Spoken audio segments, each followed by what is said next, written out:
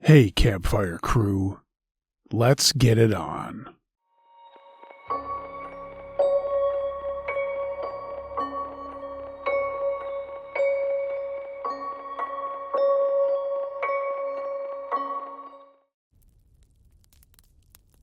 The only sound worse than the non-human laughter outside our RV was the sound of my friend's bullet hitting it, by Will's Yap CR. You know, I still replay the events of this trip in my head, even though it all happened a few years ago now. It was supposed to be the ultimate hunting expedition, a classic buddy trip with my friend Gabe down to the Henry Mountains. I'd hunted all over Utah, but nothing prepared me for what we experienced down there. It's hard to even talk about it without it getting that cold, sinking feeling in my gut. What started as the fulfillment of a long-held dream quickly turned into a week of dread, culminating in an encounter that changed how I'll look at the wilderness forever. The kind of anticipation Gabe and I felt that November morning was almost painful. We'd been planning the trip for over a year, ever since we successfully snagged the permits to hunt the Henry Mountains. Anyone who knows anything about big game knows that those mountains 5 hours south of our hometown in Salt Lake City are legendary.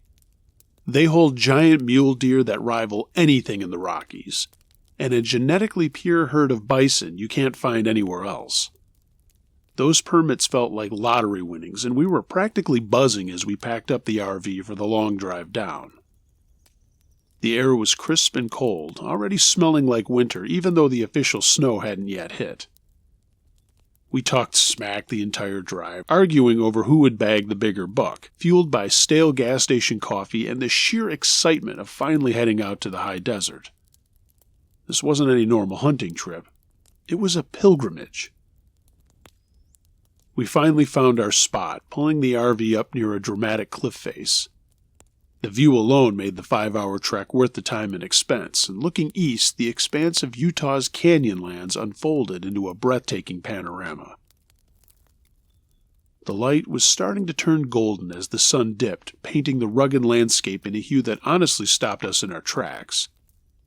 It was the kind of vista that felt too big for humanity, instantly making you feel small and insignificant.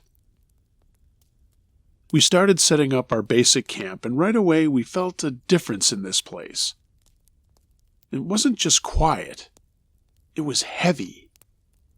We saw the usual signs of wolf scat and tracks, but then Gabe found a massive paw print near the dry creek bed, too large and oddly shaped to be a standard black bear.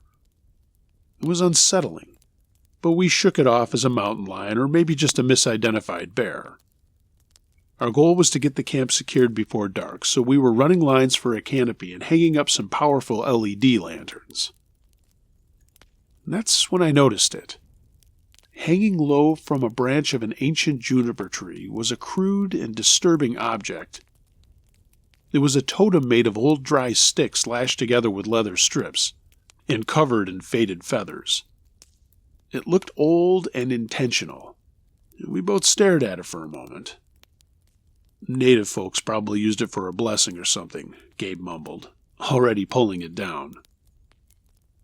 I felt a weird prickle of discomfort, like we shouldn't have touched it, but we were focused on utility. We tossed the thing deep into a thicket of scrub oak just outside of our lit perimeter and got back to work.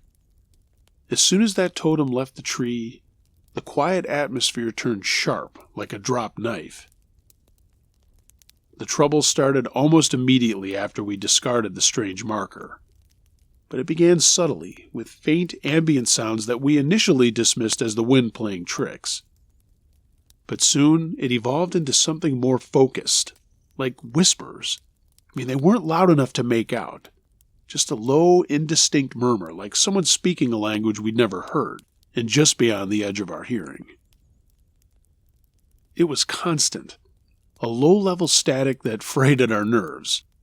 One night, a few days into the trip, we were just settling down listening to the crackle of the fire. The air was dead still. Then, from the dense forest line near the cliff's edge, a sound rose up. A profound, heartbroken mourning. And it wasn't an animal cry. It was distinctly human, full of anguish and sorrow, and a sound that chilled us to the bone.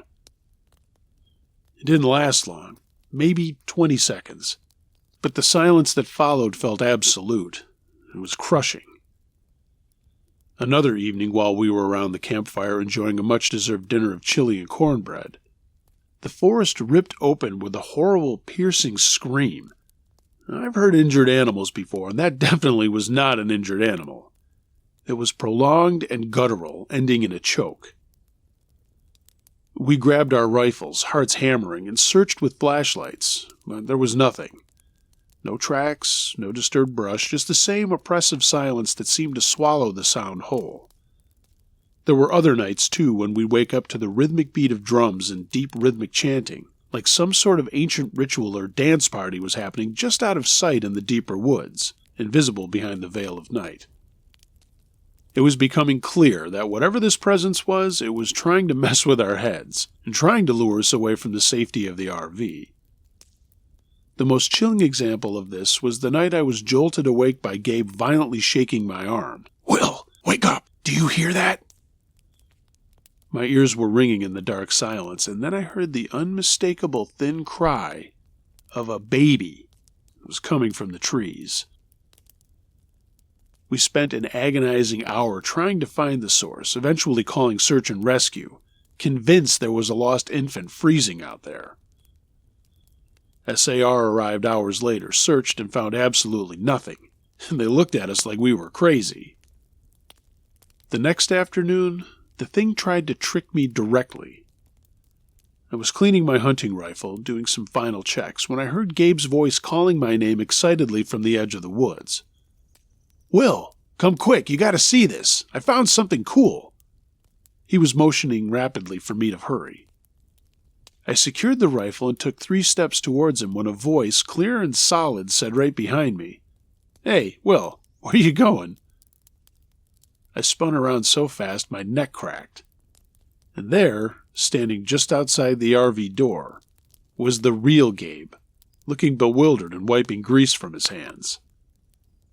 I whipped my head back toward the forest where this decoy had been, and there was nothing. No movement, no sign of anyone or anything. Gabe must have seen the blood drain from my face because he dropped his rag and asked what was wrong. I just shook my head, unable to articulate the sheer horror of seeing my best friend beckon me into the woods, and knowing it wasn't him. The night before we were scheduled to head back to Salt Lake City, we were completely exhausted from a full day of hunting that yielded nothing but frustration. We collapsed into our bunks around 10 p.m., and I guess we were so tired that the events of the last week didn't register until 2 a.m., when a sound ripped me out of a deep sleep. It was laughter, but not human laughter. It was a high-pitched rasping sound like a bird's shriek mixed with a human snicker, coming from right outside the RV. It felt mocking and malicious, and before either of us could fully sit up, the entire RV started to shake violently. Not a tremor, but a rapid rhythmic shaking, like something massive was grabbing at it and trying to flip it over. The sound was deafening. When the shaking suddenly stopped, Gabe was instantly alert, and he grabbed his .30-06 and, believing it was a very large, aggressive bear, flung the RV door open. He didn't even aim, just started shooting, 3 rapid rounds into the absolute darkness, yelling, "Damn bear!" All I could hear was the booming of the rifle, and then a sickening sound. An animal's fierce growl, immediately followed by a faint, wretched, human groan. Gabe had hit something, because the next sound we heard was something heavy and fast crashing away through the dense dry brush, running deeper into the forest. We spent the rest of the night wide awake, guns drawn, and listening to the deep silence that followed. We didn't sleep another wink. As the first light of dawn began to paint the sky with streaks of brilliant pink, we cautiously stepped out, armed and terrified. The first thing we saw was the devastation around the RV, flattened ground, bent saplings, and then unmistakable evidence of the night's encounter. There was a huge, fresh paw print, far too big to belong to any black bear, and clear drops of blood leading away from the side of the vehicle. Gabe didn't hesitate. We followed the trail of blood and the massive prints leading directly toward the secluded part of the cliff face, the same place the sound of mourning had come from days earlier. The trail ended at an old gnarled tree right at the cliff's edge. Gabe focused on the prints, walked straight under its branches. "You think the bear jumped?" he whispered, his voice catching in his throat. He turned back to look at me, but I had stopped about 20 feet back, staring up at the tree, and a wave of cold nausea washed over me as the horrifying truth dawned on me. Gabe, seeing my pale, fixed gaze, looked up too. Hanging from the high branches, wrapped in faded funerary cloth and aged offerings, was a perfectly preserved Native American burial bundle. He was standing directly on hallowed and sacred ground, and my heart hammered with the realization that we hadn't been dealing with a bear or a mountain lion. We had disturbed something ancient and powerful by removing that totem. We didn't exchange another word. We raced back to the RV, packed our gear in a blur of panicked efficiency, and drove the 5 hours straight back to Salt Lake City, leaving the Henry Mountains behind us. I am convinced to this day that we tangled with something darker than any predator. A skinwalker, or perhaps a wendigo. Whatever it was, the whole sequence of events, from the baby crying to the decoy of Gabe, was nothing more than a carefully orchestrated attempt to lure us into the woods, so it could finish what we started when we tossed that totem into the brush.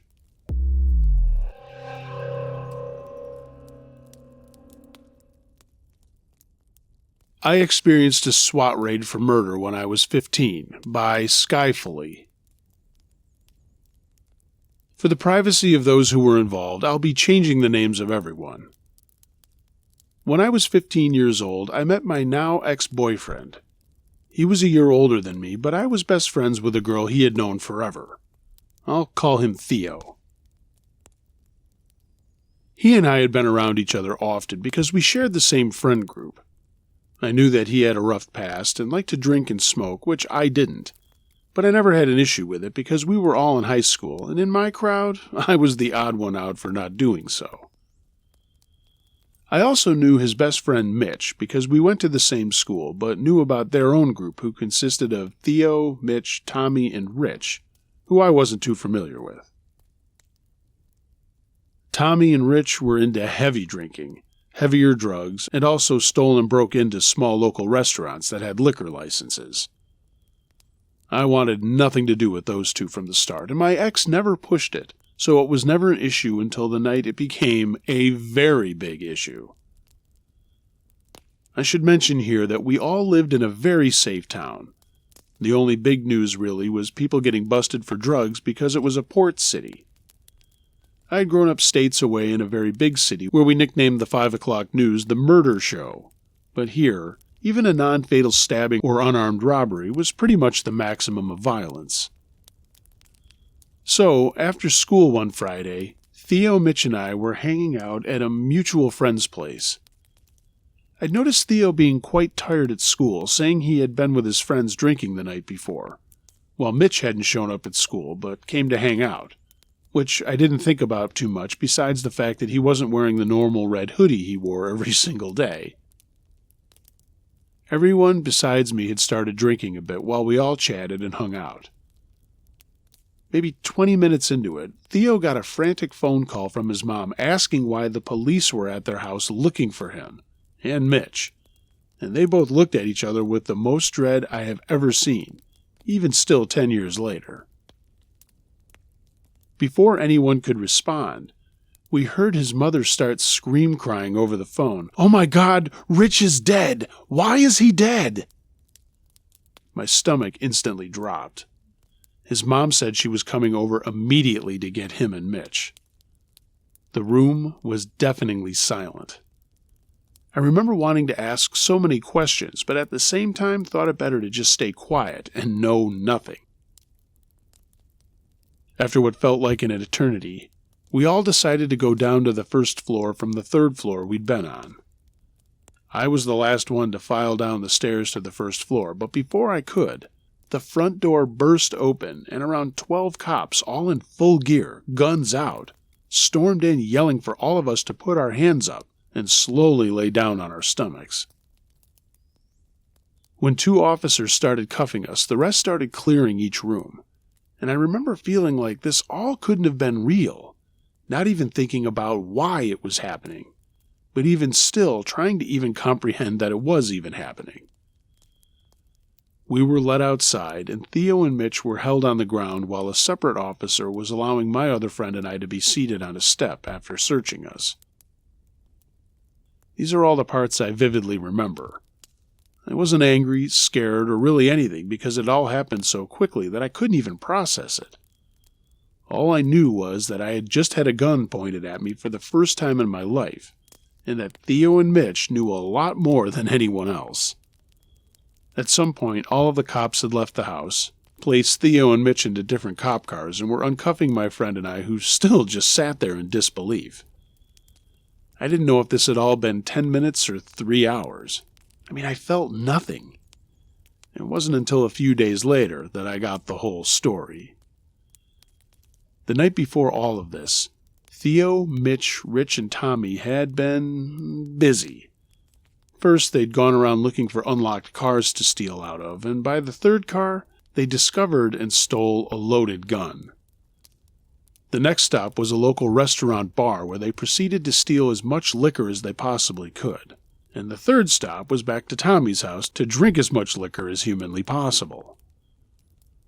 At some point late into the night, they all went to walk a very intoxicated Theo home, and Tommy refused to leave his new toy at home. Once my ex had gotten home, the rest made their way back, but Rich and Tommy got into an argument.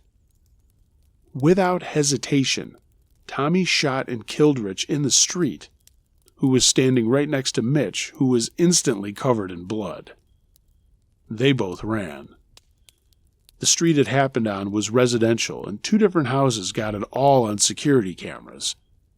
It wasn't until the first neighbor, who was leaving for work that morning, found Rich's body. In the end, everyone walked free besides Tommy, who only got 4 years for everything, and I witnessed firsthand something most people never will at just 15 years old.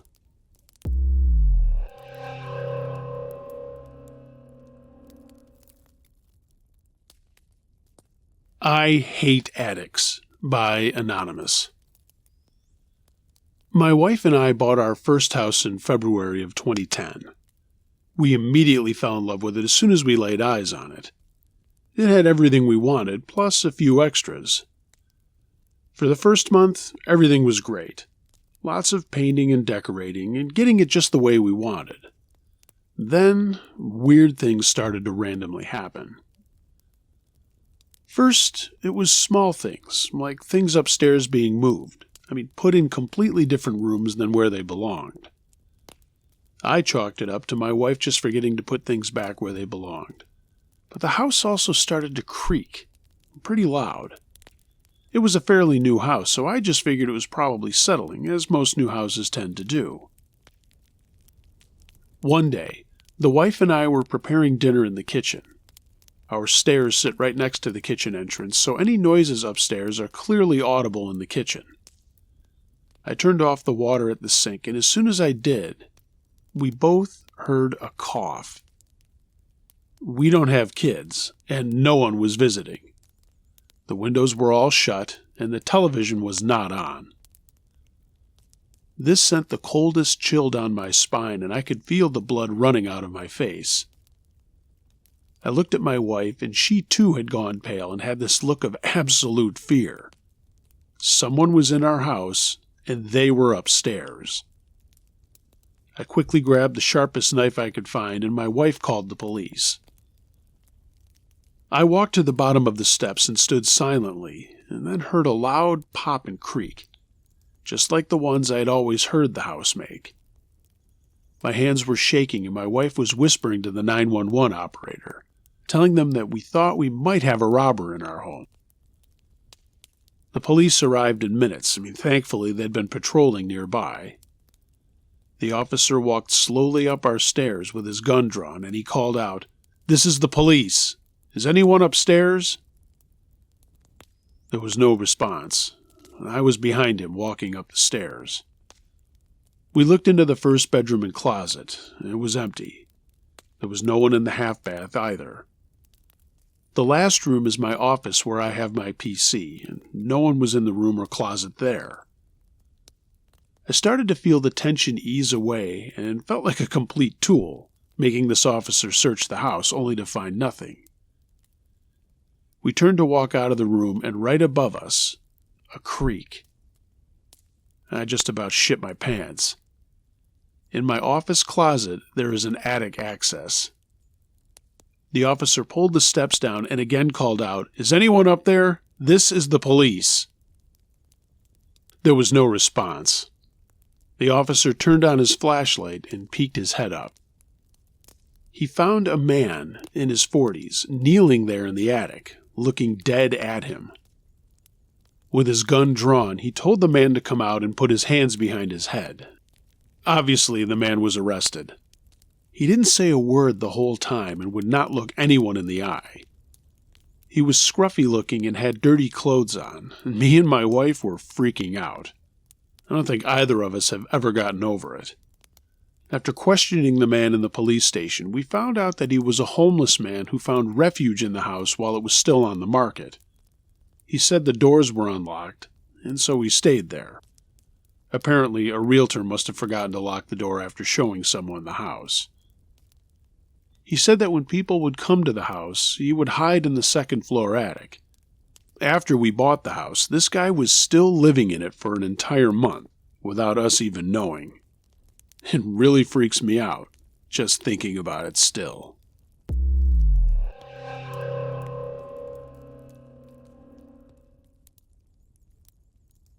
My short time as a pizza delivery guy, submitted by Cal. I hope this fits into what you're doing and you can read this. It's not so much scary as it was disturbing, that's for sure. My first job when I turned 15 was working part-time at a pizzeria in my town. It was a good job, though it only paid minimum wage, which back then was something like $3.80 an hour. Yeah, I'm old. I started off as a sub and wing guy, then started making pies on those old-fashioned ovens. Not the conveyor belts they have today, but those big ol' hot as hell. I forgot to shut the oven door when I got the last pie out and just turned around and bumped into it and burned the shit out of my arm ovens. We had a lot of fun at that place, and as a 15-year-old working with people much older than me, I couldn't really complain. They treated me well.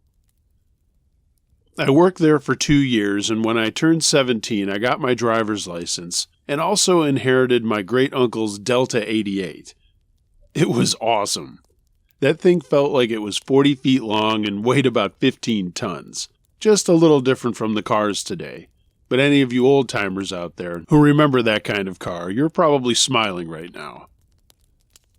I probably shouldn't disclose this, but I used to run over traffic cones that were on the road at 50 miles an hour just because it wouldn't even put dents in the bumper. I mean, that car was a fucking tank.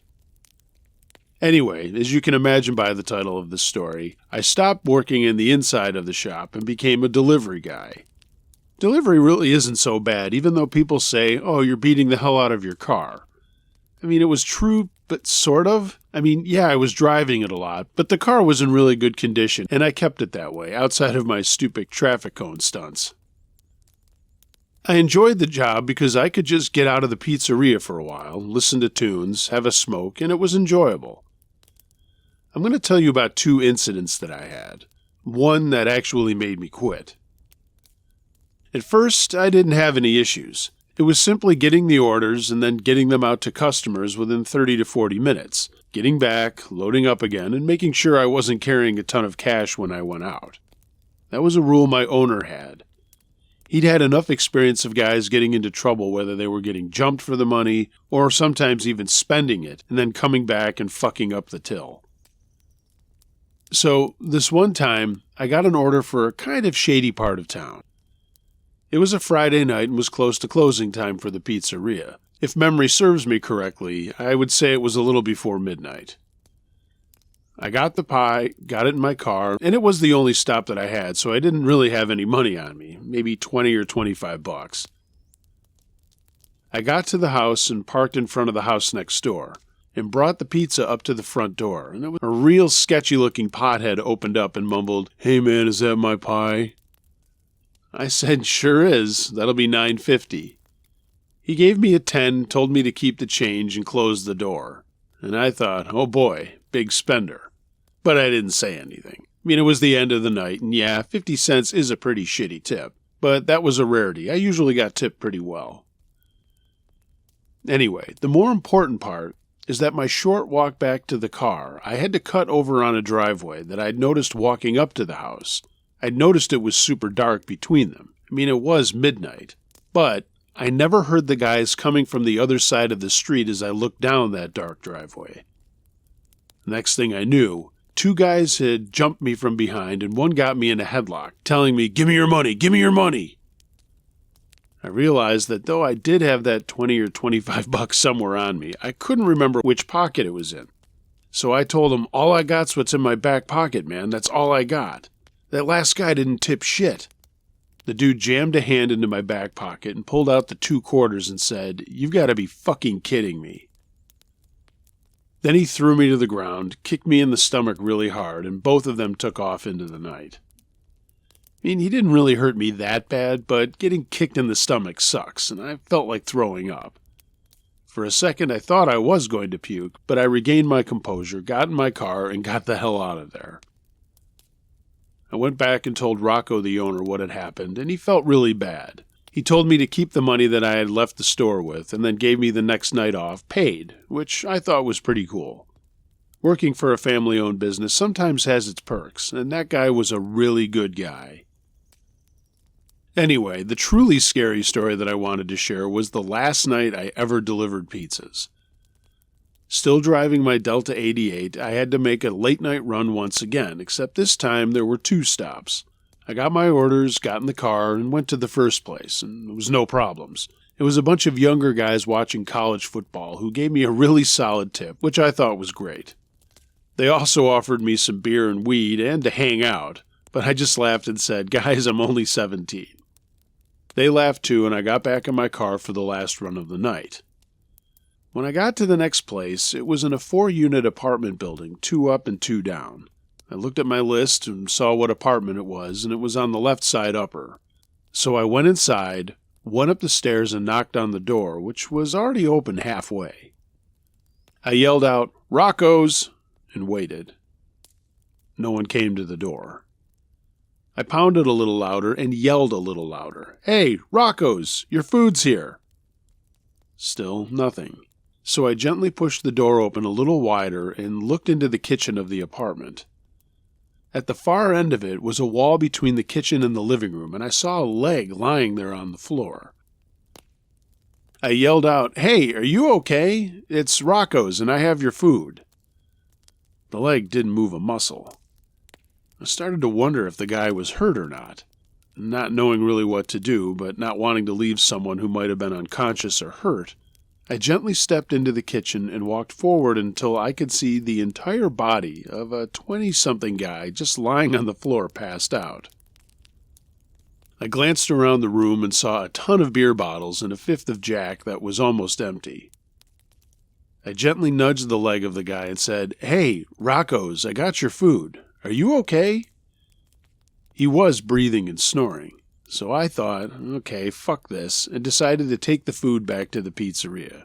Now, obviously, there were no cell phones back then, so I just got in my car and drove back to the shop.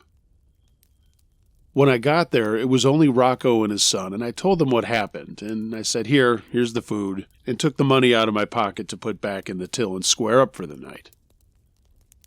Rocco was kind of pissed because it was just wasted product, but he told me to keep the pizza and started to go back to my car in the parking lot. That's when this car came screaming into the lot and almost hit my car before correcting itself, and then almost ran into the front door of the pizzeria. I jumped back and yelled, "Yo, what the fuck?" It was loud enough that it caused Rocco and his son to come out. The car sat there for a second, and then the door opened. It was the guy who had ordered the food but had been passed out in his living room just a few minutes earlier. He was screaming, "Where the fuck is my food?" He was slurring his words and obviously was hammered out of his mind. Rocco waved me off as I walked over towards the guy and told him, "Hey, man, I showed up. You were there, but not really there, dude. Sorry. We didn't charge you for anything." Then Rocco busted in and said, "Hey, asshole, you're drunk. You're not getting your food, and I suggest you get the hell out of here right now before I call the cops for almost hitting one of my workers." We all just kind of stood there in silence for a minute. And that's when the guy reached back into his vehicle and pulled out what looked like a .38 pistol. He didn't point it at anybody, he just kind of held it up in the air with one arm, but I nearly shit my britches. I moved around to the other side of my Delta, and Rocco's son ran back into the shop. Rocco stood there like the 350-pound Italian dude that he was and said, "Are you fucking kidding me? Get back in your car and get the fuck out of here." I couldn't believe it as I saw Rocco walking towards the guy. I mean, he was taking no shit. The guy obviously was intimidated because he put the gun back into his car, jumped in and peeled out in reverse, almost hitting another car in the street before taking off down the road. I looked at Rocco and said, "Holy shit, boss, that was insane." He just said, "Yeah, sorry you had to see that. Not the first time, it won't be the last. Get on home, I'll see you tomorrow." That was before he asked if I was okay. I mean, like I said, Rocco was a great guy. So I thought, wow, that was a crazy way to end the night, and I was a little shook up. Before I left, Rocco said he was calling the cops, and I got into my car and started to make my way home, which was about 15 minutes away. Again, being midnight, there weren't many cars out on the street, and I couldn't help but notice high beams in my rearview mirror after only a couple of minutes of driving. I just thought, okay, some asshole forgot to turn his brights off, and there wasn't much I could do. For a second, I thought about brake checking him, but then thought better of it and just decided to keep driving home. Then the brights went off, and I thought, okay, great, he realized his brights were on. No big deal. I lived on the edge of our town, and right before you got to my street, for maybe about a mile, the one-lane road turned into 2 lanes going in either direction. When we got to that point, I stayed to the right, and this car came screaming up on my left-hand side. It got parallel with me, and I looked over for a quick second and saw it was the guy who had ordered the food and had just pulled a gun on us in the parking lot. Now, if I had a cell phone back then, I would have called the cops immediately. But I didn't. I was just a kid, and I was just trying to get home. So I thought 2 things. One, I can try to speed up in my old boat, and I'd run this guy away, or I could slam on the brakes, and hopefully he would just keep going. So I lightly tapped the brakes and slowed down a bit, but he slowed down too, staying right alongside me. At this point, he was also veering over into me, making me edge closer to the soft shoulder on the side of the road, and I started to get a little nervous. Then I thought about maybe even veering over back towards him like some kind of hotshot to scare him off, but I thought better of that as well. I knew I only had about a block to go before my street, and the 4-lane road would turn back into 2 lanes. I decided to wait it out and play the averages and make a sharp right onto my street before he'd know how to react. I don't know if he was reading my mind, but he slowed down and got behind me again, and then I thought, shit, now what? I was getting frantic. I mean, I didn't know what to do. I didn't want the guy to follow me all the way home. I knew I'd be there in just a minute, but I also knew the minute I got out of my car, he wouldn't be much longer getting out of his, and I knew he had a gun. So I took my chances. I sped up a little bit, and he sped up as well. And that's when I made the turn of my life at 35 miles an hour onto my street right at the last second. He followed, but being hammered, didn't have the kind of reaction that I had. He ran smack dab into the stop sign on the corner of the street. He hit it so hard it went flying into the yard of the house of my friend who lived on the corner.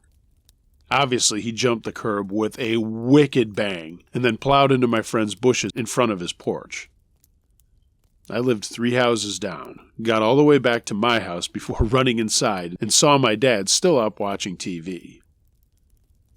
I blurted out a bunch of nonsense, I'm sure I wasn't making any sense, about what had happened. My dad got me to calm down and then called the police. It didn't matter. 3 other people on the street had already done that, and by the time we walked back out into the front yard, there were 3 or 4 cops at the end of the street dealing with this asshole. We walked down and got the attention of an officer, and my dad told him everything that had happened that night about what had gone on at the pizzeria, and also how the guy had followed me and then made this ill-fated turn chasing me home. The cops took all of my information and talked more to my dad than to me, and I think that was also my dad taking charge and not wanting me to say anything stupid. Thanks, Dad. At any rate, they knew about him from Rocco's call to the police, and obviously the guy was hauled out of there and faced a bunch of charges, least of all his DWI that was impending. I don't really know all about whatever else happened to that guy, but I do know that he did get charged with DWI and was going to jail as it was his 3rd offense. But I made up my mind right then and there that night that I was no longer going to be a pizza delivery guy. I told Rocco all about it the next day and asked him if I could just go back in the kitchen, and he said, "No problem, buddy, that's fine." So yeah, 2 crazy incidents. I can't believe I didn't quit after the first one I told you about. But I'm happy to say that I was safe through both. But never again would I deliver pizzas.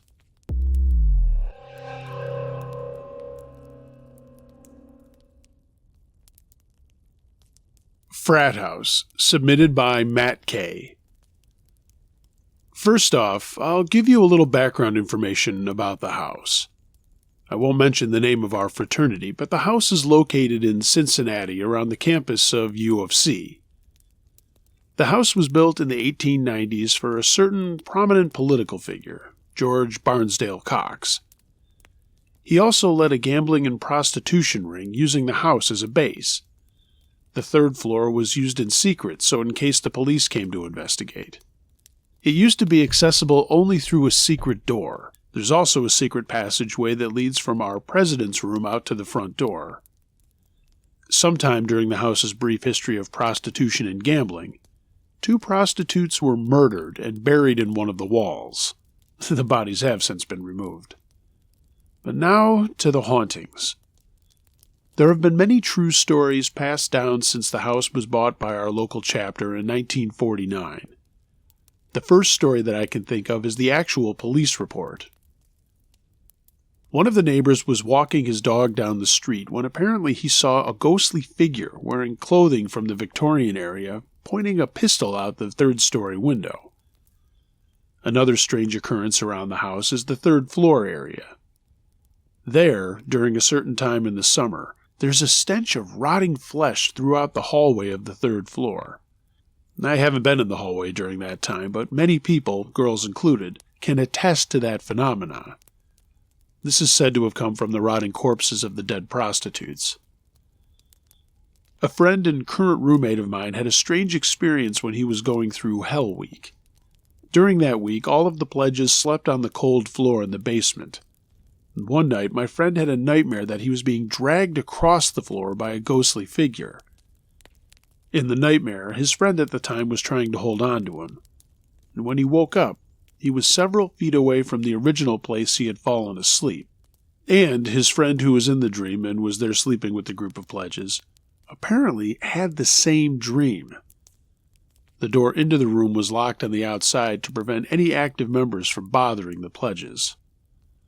Other creepy things have happened too, like guys being grabbed in the middle of the night by a shadowy figure, things mysteriously falling off shelves, and a grandfather clock, broken for years, mysteriously turning off and on.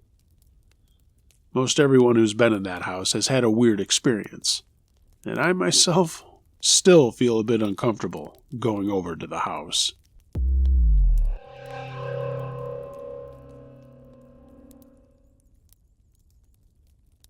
Stalker on University Campus by Lonja. Back in March of this year, I, a 21-year-old male, once attended a non-academic event on campus with my friends, where attendees were mostly students from the humanities and arts field, which made us stand out as we were the only ones who were computer science students. After the event, me and my friends went to the library, which is a few floors below the venue, just to do our coding assignments on our laptops. While doing so, a familiar face was staring at me from about 25 feet away where our table was. I remember seeing the guy from the event who was an art student, judging by his ID lanyard. Lanyards are designed based on college. And I didn't mind at first until I noticed that his eyes were locked at me, and he only looked away when I tried to look back at him. This lasted throughout my entire stay in the library, which was an hour until the next class started. The second encounter happened when I was in class, and he was peeking through the window door, staring at me as he walked past the classroom where I was. I didn't care at first, until it made me distracted in class as he consistently walked by the corridor a couple of times, until class ended and he disappeared. What's even creepier was the fact that art students in my university's campus mostly have their classes in the humanities building, as opposed to us computer science students in the engineering and computer studies building. It made it questionable why he was there in the first place. I thought that would be the end of my encounter with him. However, the third happened after gym class, where I went to the restroom to change clothes. I noticed that the guy was behind me, but I completely ignored him as I walked in the corridor toward the restroom. While changing in a cubicle, I noticed that my previously worn shirt, which had been drenched in sweat, disappeared from the cubicle's door where I had hung it. Turns out, this creep had followed me to the restroom and pulled it, was sniffing on it, and then dropped it on the floor when he rushed out of the restroom the moment I tried to confront him. I finally had enough of the guy, so I decided it was time to file a complaint against him in the disciplinary office of my university. So, the following week, I visited there to ask for a complaint form. However, to my surprise, he got expelled from campus exactly the day before I visited. Turns out I wasn't the only victim, as the staff there said he had gotten expelled for sexually assaulting another male student from a different college.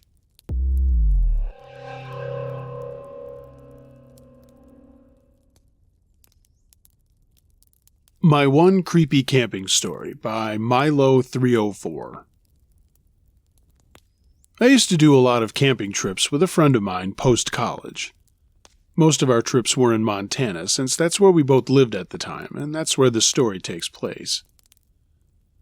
My friend Jude and I used to spontaneously leave on camping road trips where we just pick a direction and drive until we found some cool place to hike and camp.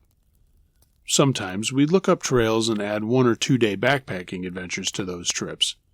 But more often than not, we would end up in an empty campground or some pull-off on a Forest Service road and set up our tent right outside the car for the night. Looking back, it was wildly irresponsible because we never told anyone where we were going. We almost never had a plan, so if we had gone missing, there would have been no clue as to where to start looking. And we almost never had cell service where we camped.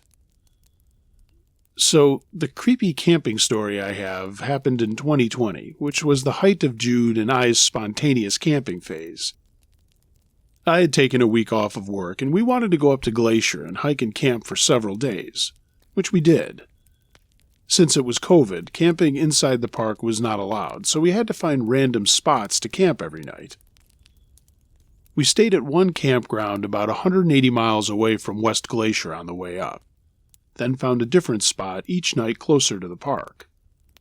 All of our campsites near the park were between 10 and 25 miles away from each other because it was difficult to locate spots that were both legal to camp in and hadn't already been taken up by other park goers. This meant that we sometimes spent hours driving up random Forest Service roads looking for somewhere secluded to sleep. But we always managed to find something. Here's where it gets creepy. The first night of our trip, we stayed at a campground near Drummond, which was about 180 miles from West Glacier. Early in the morning, when it had just started to get light, I heard something walking around the tent. This campground was occupied by a few other campers, so at first I thought that maybe one of them was looking for the bathroom. The steps were heavy and deliberate, like whoever it was wasn't trying to be quiet. It was in the grass, though, so I couldn't hear individual footfalls. It was more like the sifting through and crushing of grass and twigs. Whatever it was, it walked within a few feet of our tent, coming from the side facing the woods, not the other campsites or the road. I was only half awake, but I remember thinking two things. One, I was glad I made sure Jude locked the car, and two, I really hoped it was just a very bold deer and not a human. I was super tired and didn't want to think it was anything creepy, so I did my best to fall back asleep, and eventually the sounds stopped, though I don't remember them ever moving away. They just weren't there anymore. Jude had prescribed sleeping pills and was a deep sleeper, so I assumed he'd slept through the whole thing. When we both finally got up for the day, I didn't think anything of it, and I didn't mention it to him. The second night, we were up by West Glacier after a day of hiking, and found a spot not too far from the park entrance. It wasn't a designated campground, but it was within a series of dirt roads in a wooded area. We'd seen other people pulled off and camping out of their cars, just like we were. Our tent was set up right next to our car, since there wasn't a lot of open space in the pull-off that we'd found. Again, in the early hours of the morning, just when it was getting light, I woke up and heard someone walking around our tent. This time, the grass wasn't as tall, and I distinctly heard the heavy footsteps of a person walking right next to our tent, and then around the car. Again, I remembered being glad that Jude had locked the car the night before. The footsteps had come from the woods, not the road, and continued moving around our tent for a while. Then they eventually stopped without moving away. I, again, went back to sleep, then woke up for the day a couple of hours later with Jude, and again didn't think anything more of it. I assumed it was someone hiking in the area who cut through our campsite as a shortcut, and again I didn't mention it to Jude. The third night, it took us a long time to find a campsite. It was pouring rain, and we were both exhausted from a 13-mile hike. It took us 3 hours to find a place, and we finally settled on a pull-out of a dirt road above the Hungry Horse Dam. We were both uneasy about this spot because it wasn't a Forest Service road, and we were a little worried we'd be bothered by traffic on the road or cops telling us not to camp there. It was remote, but not remote enough, if you know what I mean. The pull-off was kind of a little road that went to nowhere, probably used to push snow onto when plowing during the winter. It went about 50 yards into the woods and then ended with a dirt mound. There was an old fire pit and broken glass at the end of it, so we set up our tent near the entrance. It was still pouring rain, and Jude walked around in the mud in his bare feet while I kept my shoes on and examined the fire pit and broken bottles. Then we turned in for the night. I noticed, too late, that Jude had not locked the car, but he was asleep with the keys in his pocket, and I was too tired to get out and do it manually. Plus, it was still raining, and I didn't want to get wet. In the morning, just when it was starting to get light, I woke up and heard something walking around in the woods above our tent. I thought it was deer at first. The steps weren't as loud as the ones I'd heard the previous morning. Then, whatever it was, came down onto the pull-out where our tent was and began moving around our car. The tent was set up only about 3 feet away from the car, so I could hear whatever it was distinctly as it walked. The ground was muddy, so the footfalls were more muffled. And then I heard the car door open. I remember I was only half awake up until that point. I became fully alert then, but was still a little unsure of what I'd actually heard, so I didn't immediately get up. But I kept listening, and whatever it was kept walking around near the car. There were no sounds of any other vehicles nearby, so whatever it was had to have walked here. As I listened, I heard the car door shut. I sat up fully at that point, waking Jude up, and said, "I'm going to go check that out." I honestly can't believe my nerves at that moment. but being scared, numb, and sleep-deprived tends to make me stupidly brave. I put my shoes on and opened the tent. By that time, the sounds had stopped completely. Remember, the tent was right next to the car on the same side as the woods. I would have heard someone walking away. I got out, and the first thing I noticed was that nobody was around or inside the car. It was Jude's car, and he's a bit of a mess, so no one would be able to fit in there if they weren't in the front seat anyway. The second thing I noticed was that the ground was muddy all around the car and tent, and the only footprints in the mud were from my trail runners and Jude's bare feet. I even followed his barefoot trail around to make sure that every print was his. There were no footprints coming to or from the woods. Nothing. I inspected the car and didn't find anything out of place. There were no signs of any disturbance. I walked over to the fire pit and again could only find my own footprints. Then I did the stupidest thing I could have and went past the fire pit into the woods. There I found a weird makeshift shelter made of pallet that had some blankets and woman's undergarments in it. It scared the shit out of me initially because I was pretty spooked by that point and thought there was a body in it. But upon closer inspection, the whole thing was rained out and undisturbed.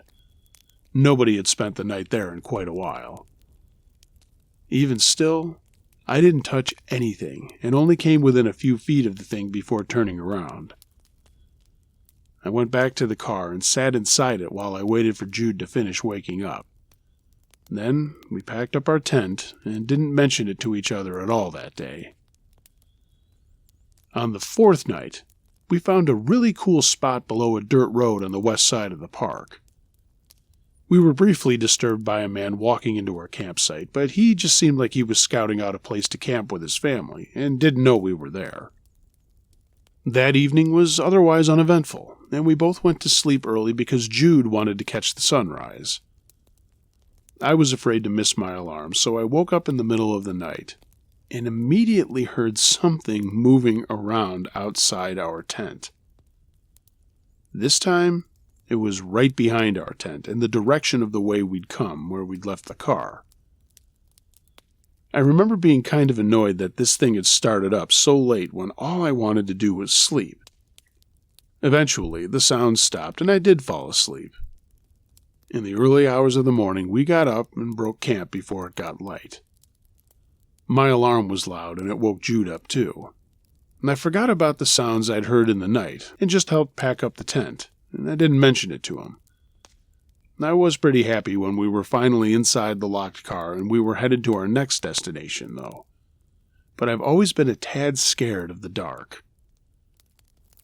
We saw a spectacular sunrise that morning, and afterwards, when we were on our way to get breakfast and coffee before heading home, Jude looked over at me and said, "Have you been hearing something outside our tent every morning?" I looked at him in shock and said, "Yes. Remember, I got up to investigate it yesterday." And Jude said, "Yeah, that's really weird. Every morning I've been hearing it too." We both talked about how strange it was that we'd both heard it, but neither had thought it important to mention afterwards. It was like, even though it was really unsettling, something subconscious had made us both think that it was nothing to dwell on. To this day, I get shivers when I think about hearing whatever that was. And I'm still astounded by the fact that I actually got up one of those mornings to investigate. But in those moments, even though I remember acknowledging that it was creepy, I don't remember actually feeling very afraid. And clearly, I wasn't too worried because I hadn't once thought to bring it up to Jude. So anyway, that's my one creepy camping story. I'd like to add that this was not the first time nor the last that I've heard something moving around my tent during a camping trip. However, that trip was the first time it was so consistent, and it was the only time I'd ever gone out to see what it was because of how persistent it was. I've had nights where black bears, elk, and deer have come through camp, and I've never had the circumstances or the sudden ceasing of the sounds be so creepy. The fact that we never camped in the same place twice but still kept hearing something really weirded me out. To this day, Jude is super unworried and nonchalant about it, whereas I almost find it more unnerving each time I retell the story. What do you think it was? Just a series of unsettling coincidences? Or was it something else?